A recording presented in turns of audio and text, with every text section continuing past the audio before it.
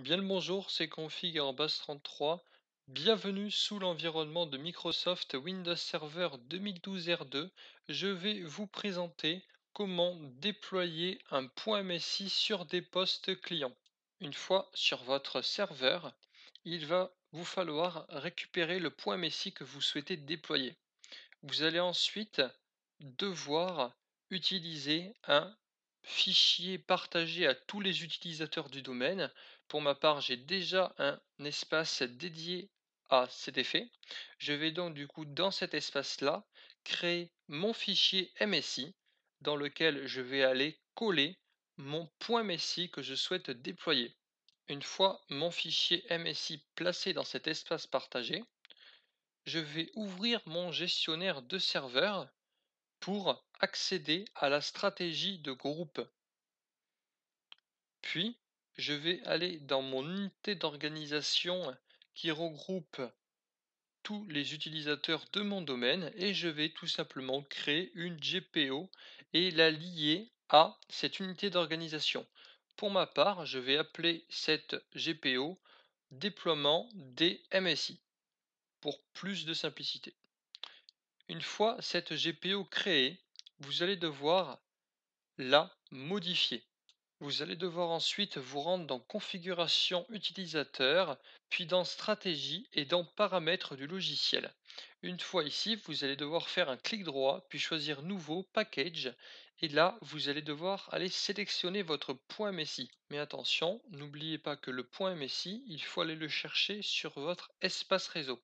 Une fois que vous avez bien sélectionné votre .msi dans votre espace réseau, vous allez devoir double-cliquer dessus, puis en type de déploiement, vous allez devoir sélectionner Attribuer à la place de Publier et confirmer par OK. Après plusieurs secondes d'actualisation, votre .msi devrait apparaître. Une fois votre .msi de disponible, faites un clic droit dessus, puis allez dans Propriétés, allez ensuite dans l'onglet Déploiement, puis cochez la case Installer cette application lors de l'ouverture de session, puis confirmer par Appliquer, puis par OK. Nous en avons fini avec le gestionnaire de stratégie de groupe. Rendez-vous ensuite dans le gestionnaire de serveur, allez ensuite dans l'onglet Outils et choisissez Utilisateur et ordinateur Active Directory. Vous devez ensuite vous assurer que dans votre unité d'organisation sont bien présents les postes et clients de votre domaine. Pour finaliser le déploiement du .msi, vous devrez mettre à jour la stratégie de groupe. Pour cela, ouvrez une invite de commande en tant qu'administrateur puis entrez la commande gpupdate /force. Un message vous informera alors du bon succès de l'opération.